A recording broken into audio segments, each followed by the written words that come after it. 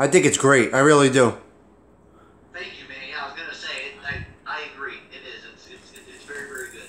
It's a fun thing. It's a nice thing. It's awesome. Nobody, it's just, it's a new way of doing things. It's really it's something interesting. It gives people a good perspective on a lot of different things. It's really interesting. Absolutely, man. Well, we got 10 seconds. I'm ready, buddy. Hit the live button if you're ready. I'm I'll ready. introduce you. We'll go for it, buddy. Yep, let's go, buddy. All right. Let me just shut my thing off. Boom. All right. Here we go. We're good. We're good, buddy. All right, you guys. Welcome to another episode of Relevant Interviews with Colby Roy. I am your host, Colby Roy. Guys, if you're new here, please do me a favor and hit that subscribe button. Support my channel. I'm always delivering good content here. Today is no different, you guys. We got Tommy Stiggs on today. Tommy Stiggs is a former mob associate from North Jersey. He has his own channel on YouTube, which is also a very good channel. So please go subscribe to his work, you guys. Awesome. He's going to tell us a lot of really interesting stories today. I've been psyched to have him on for a long time. We've been trying to plan it. Yeah. Finally got it done. And it's my pleasure today to introduce Tommy. Tommy, thank you for coming on today, my friend. A pleasure, a pleasure. I love this stuff. This is great, great stuff. What we can do with new technology is incredible. Yep, absolutely, man. I 100% agree. So Tommy, we're finally on here, man. Yep. I would love to hear your story. Where did you grow up? What was your childhood like? What was the backstory behind you, my friend? Okay, I'm from Belleville, North Newark, New Jersey area. Predominantly Italian. Surrounded growing up by basically those guys in their life, that kind of element. Although you don't know you're growing up in it, it just comes second nature to you. You really don't, you're not even aware, but it's a cultural thing, and you just grow up in that environment, that element. So that's the origination of probably most guys that have been through this have the same type of story or upbringing. Yeah, and I definitely noticed that. So really, this type of life was something that you were exposed to. You grew up around. Right, sure. It was everywhere in our neighborhoods, our environment, our element. Indeed, because I have heard some people who were in similar situations as you. Some of the neighborhoods that they grew up in were a mix of the haves and the have-nots, and the guys who had it all were the wise guys, and then there was a lot of other poor people. Was it the same situation as you? I was the have-not. How do you say it? I had the least in my neighborhood. So our area was really not haves and have-nots. It was blue collar plus an organized crime element. It was really no upper income or upper class in our neighborhoods. It was typically blue collar or guys involved in their life, and I was unfortunately in my neighborhood one of the probably the poorest kids in my neighborhood due to familial breakdown. Oh, I see. Okay, I gotcha. Now, who was there? Any one person or the other that tried to recruit you into the life, or what was that like? How exactly did you make your way into that? It just came natural. Nobody specific. It was just that what we saw, what was there, and the lure was there, especially for someone like me who needed to do something out of survival, not out of glamour. So nobody really recruited, per se. It just came natural, and if you were going that route, they knew you had the ability to be in that mix, and you kind of seeked it out, not necessarily recruiting. Interesting. Yeah. Okay. And the reason why I asked that, Tommy, was because I've heard from sources that some older men try to recruit younger men and stuff. And, it's true. And they try to get them at a young age. Is that true in most cases? Because I know that it doesn't appear to be the same in your case, but I've heard a lot of cases that have suggested that. That's true in many cases, and in many cases and in many areas, that's very, very true. Although where we were from, you did not have to be recruited. It almost came second. They knew who was going to be a lawyer, and they knew who was going to be a bookmaker. You kind of knew already. It's just the tone was kind of set as a young kid. if you're a hustler or you're a scholar. I guess. Oh, I see. I guess. Yeah. I guess you could say. That's the way to put it, though. That's the way to put it. It's reality. It's really, really how it was, and really, really how it is, and how it ended up. It's crazy. Right on, right on. Now, you told me that you were involved in bookmaking and loan sharking, correct? Yes. Now, for those people here who are not familiar with those terms, what exactly is that? Bookmaking is taking bets on gambling, sports, illegal gambling. Basically, a bookie is the person who you call in your bet to. Okay, Tommy, I want, we talked in different terminology. 5 dimes on the Giants. They do it a little different now. They do actually talk in dollars now, from what I understand. But it would be like 5 dimes, 5,000 on the Giants, -7. And we would take the bet and, be the house. So that's sports gambling. Then there's poker, there's card games, there's all kinds of gambling. There's horse races, there's all kinds of gambling. Okay. But me predominantly was, sports gambling. Was sports, okay. Very cool. Tommy, we got a shout out for you here, buddy. Hello there, Andrea. Andrea's from Italy. Ciao, Andrea. Excellent. And then we got a shout out from Yankees for life. Yeah, these are my subs. I promoted your channel on my channel and brought some subs over to you. Thumbs up on my end. Thank you, brother. I appreciate it. I did tell them we'll be filming behind the scenes and maybe post clips on my channel and your channel, and we'll just make a nice thing out of it. Amazing. Sounds great, my friend. Awesome. Now, so kind of back to what we were talking about now. Obviously, the mob life is an inherently dangerous life. Was there as much danger in the bookmaking and the loan sharking side of it as there were other sides of the life? Sure. You're still dealing with the same animal, just in a different level of the business. Same, if not even more lethal than any other aspect of the business, because it's a constant hustle. So yes, it's very, very, very dangerous.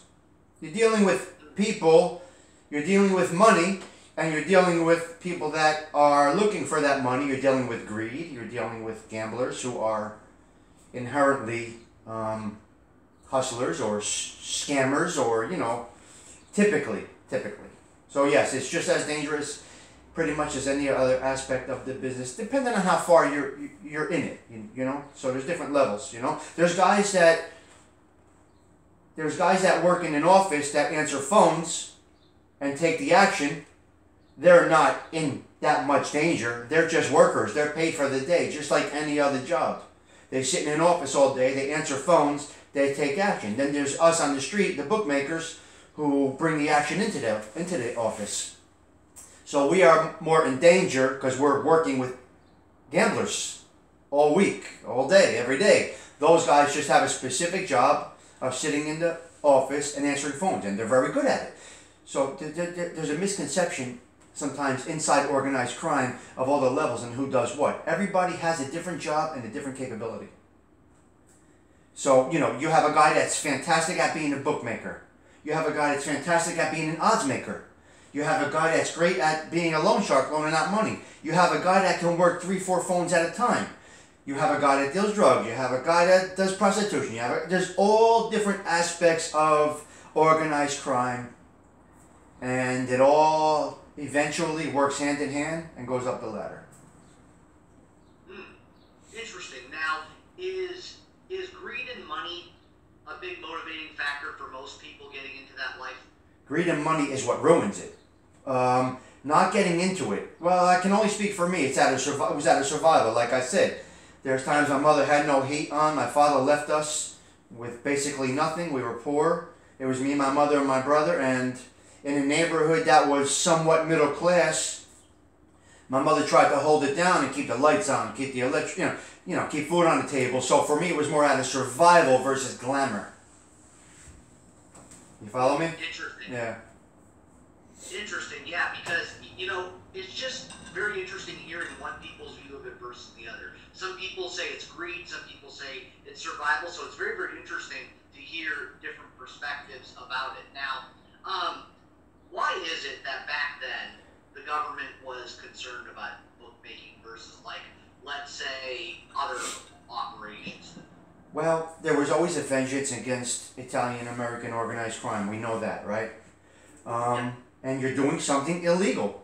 That's it. You're breaking the law day in and day out. The obsession from the government aspect, from what my mindset would be, was that it was such a tight organization.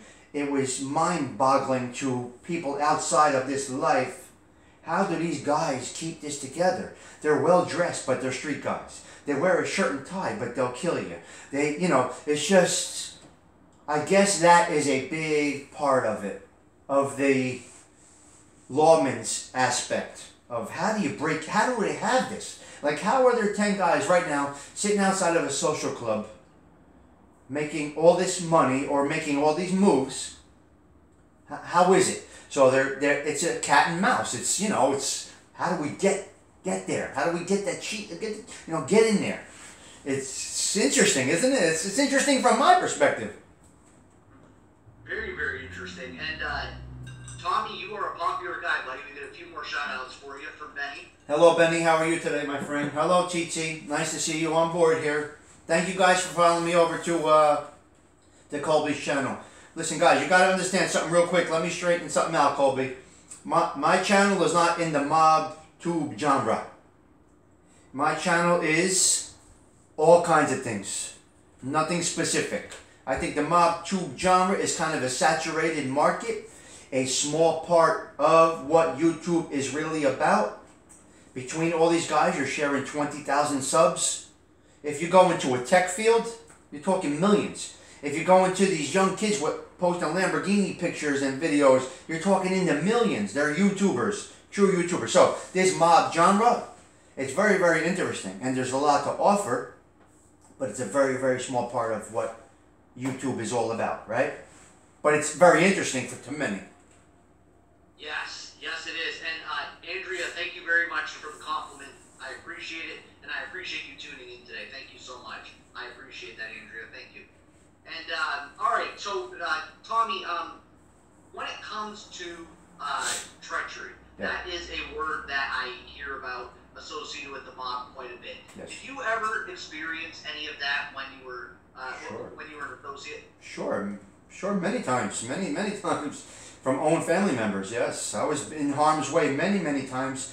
When you're involved in this life, you walk into meetings or sit-downs or meetings or anything, not knowing if you're actually coming out or not, and you have got to go. And I don't care if you're a maid or an associate. When they call you, you have got to go. If you don't go, it's not good news, and if you do go, it may be bad news also, but you kind of know this is what you signed up for somewhat, I guess. So yeah, I've been in harm's way many times. Yeah, I definitely remember one time that I thought I was getting clipped. I was getting a bullet in my head, no doubt about it. I thought 100% that I was getting clipped in the middle of a social club by a family member that was a degenerate that was robbing from the house that I caught red-handed in the middle of a social club that had the opportunity to turn it around on me. Put one in my head, put me on the ground in the social club and say my nephew was a rat. It didn't work out that way. He ended up on the losing end, but nobody got harmed, nobody's dead. But that's the kind of treachery that's from within. So you guys see a certain way, a familial aspect of organized crime, but the nuts and bolts from the inside out every day is a grind.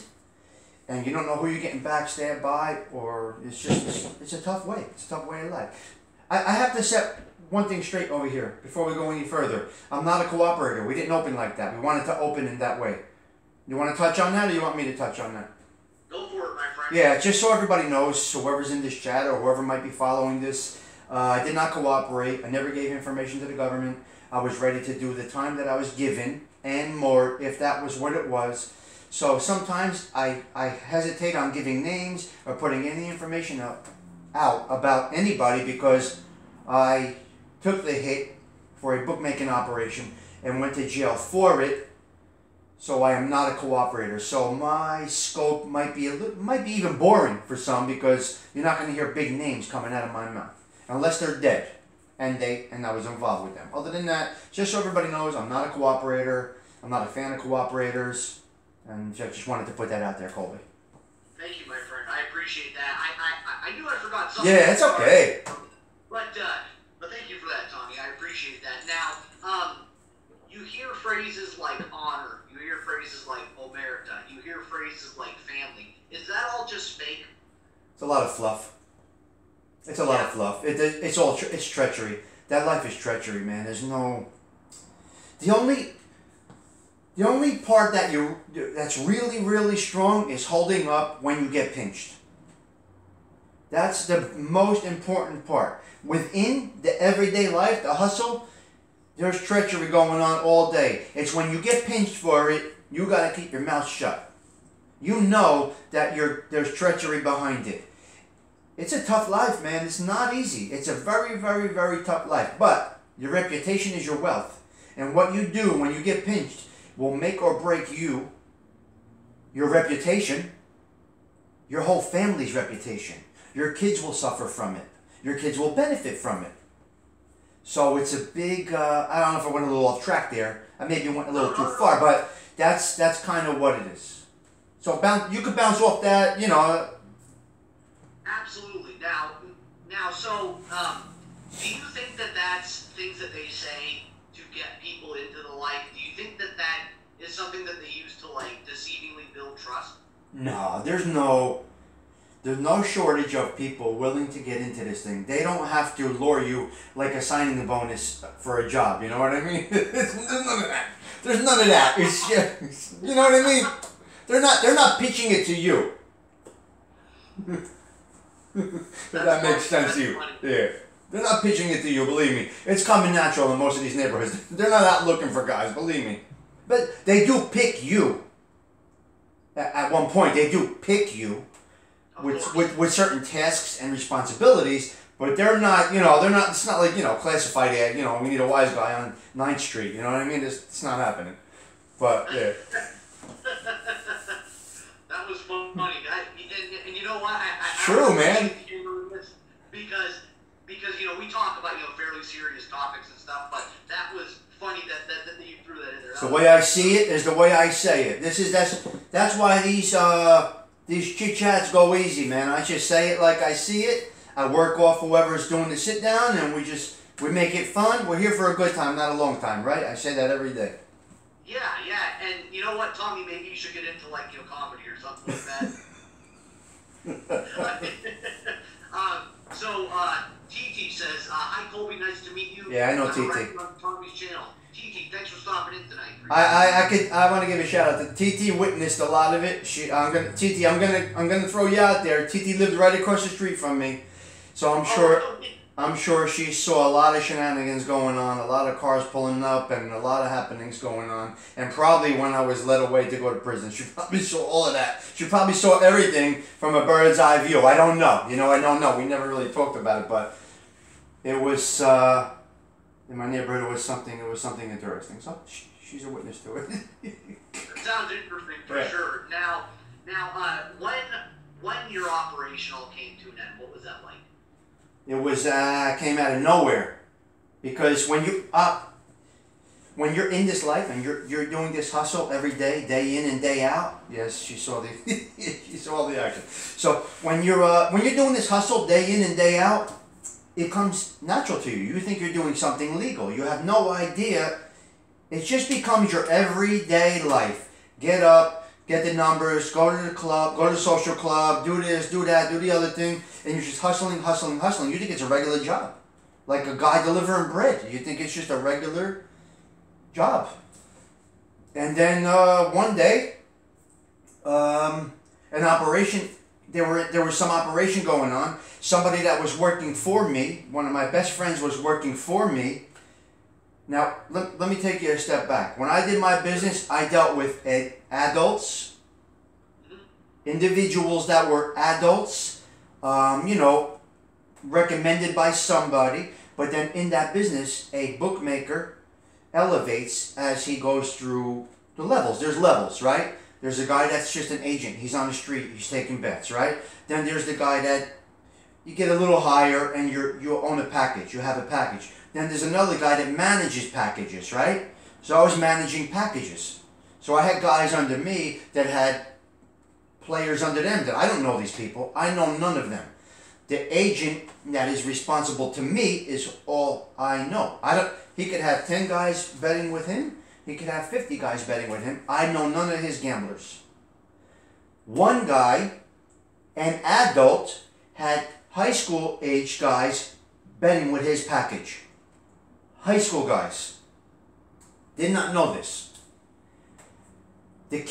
One of the kids cannot pay his debt. He gets kidnapped by an older kid.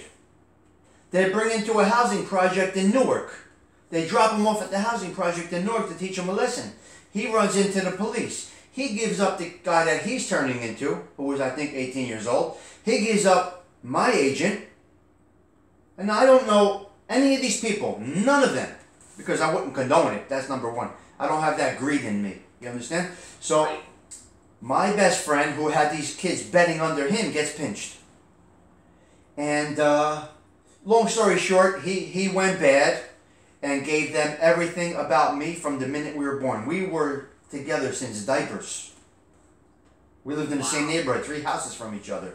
So my best friend ratted me out when all of that went down. It didn't have to happen that way because all they had to say to me was such and such has an issue with a kid. And I'm going to say, okay, wipe that debt clean and kill that package.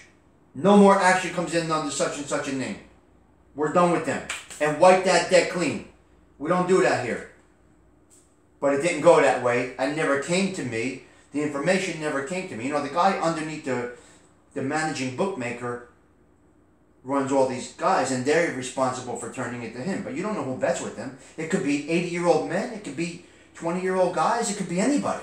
You don't know. The bookmaker that's running a package, that's running a business, has no idea who's gambling.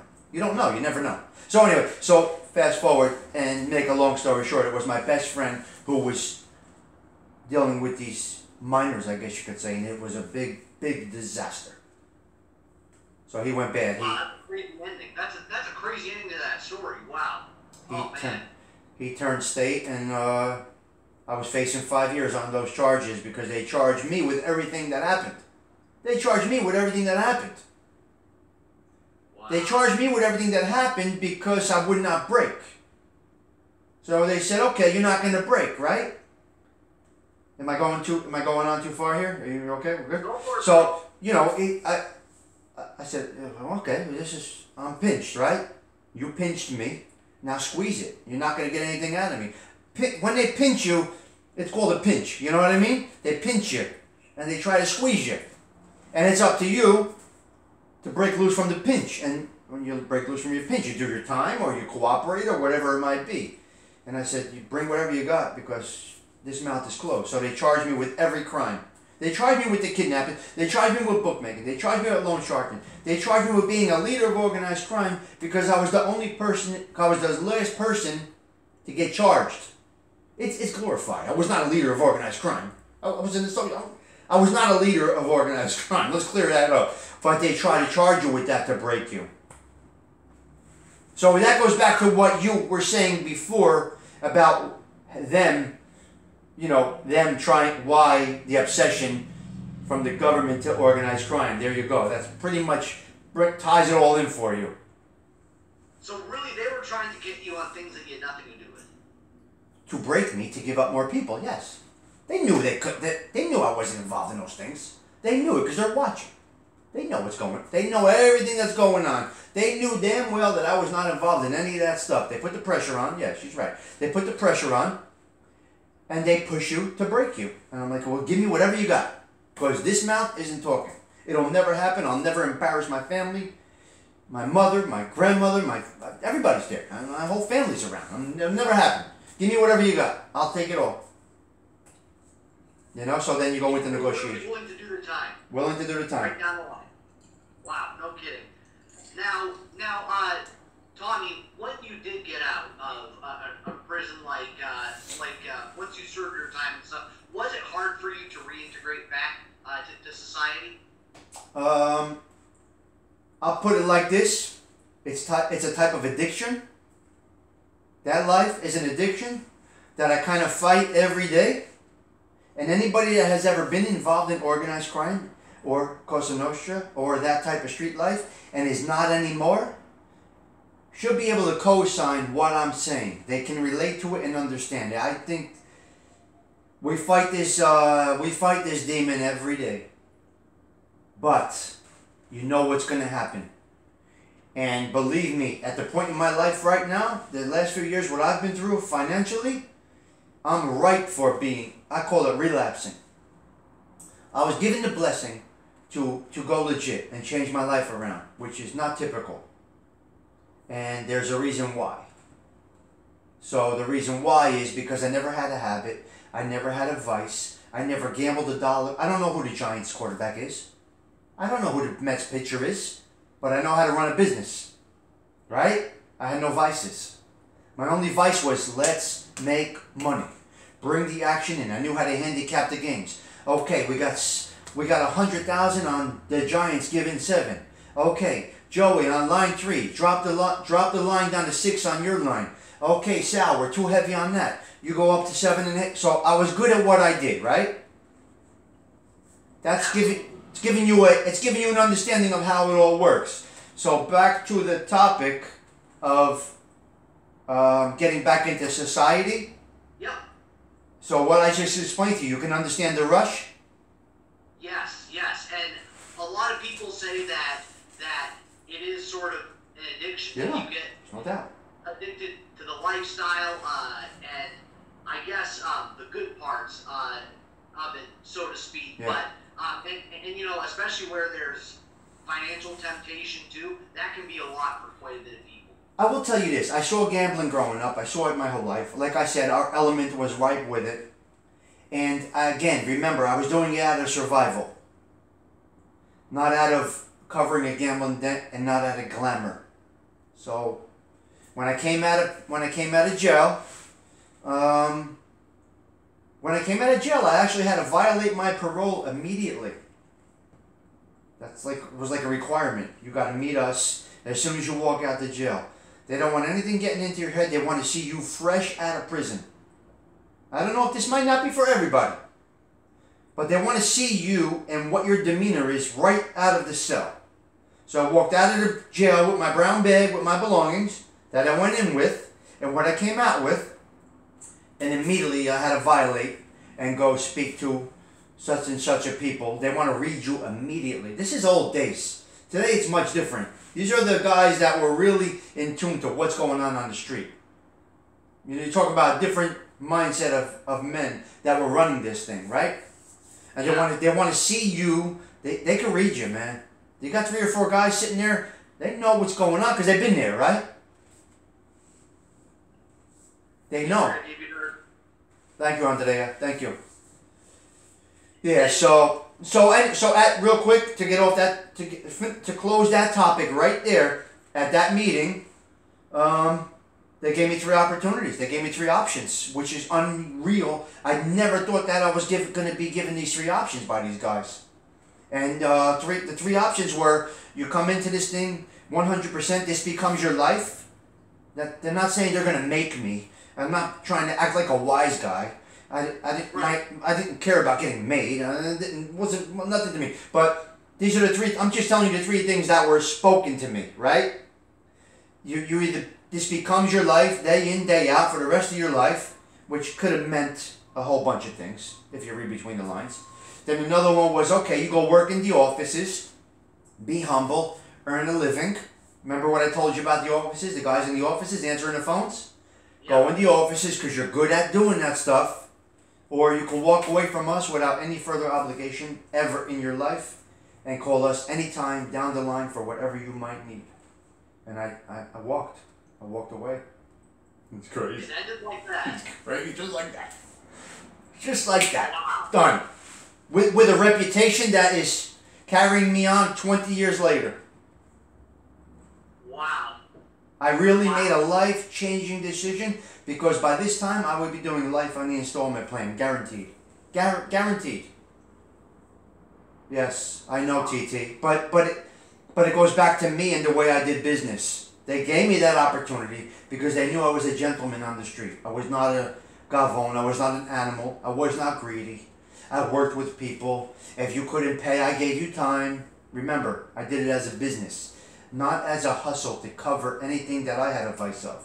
So I was able to be a gentleman, even with my gamblers. It's not typical. It's not typical. And they would love to have somebody like me in that. But I would definitely be, we wouldn't be having this call right now. I'd be in a cage by now. Yeah, 100%.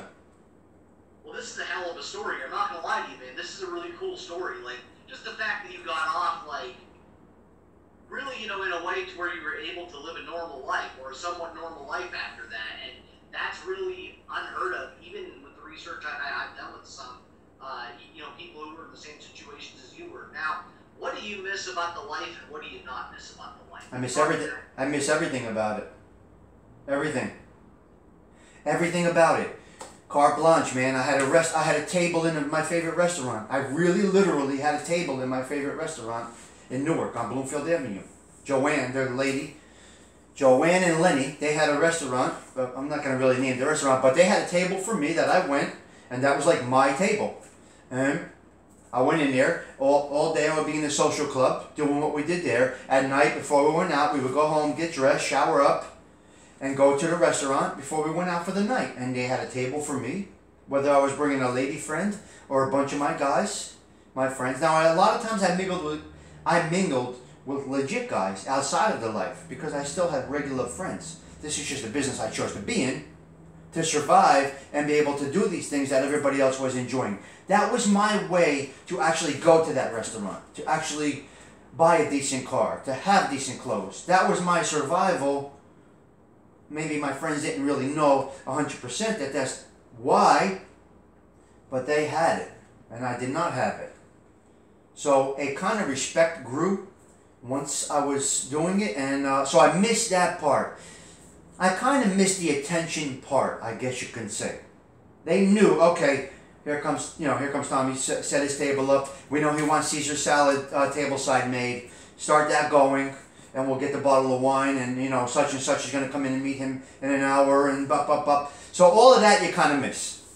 And I missed the hustle. I missed the hustle. I loved it. So it's, you miss a lot. You miss that street respect, I guess you can say. I guess. I don't know. I don't know how other people view it. So you're like a civilian, and I'm like a reformed street guy, I guess you could say, right? So how do you view it from the outside? That's a question. Like I would question you. Like I would ask you a question. How do you view it? For me, from the inside, it just came natural and I loved it. So that is one of the hardest parts of change. That whole thing. Now,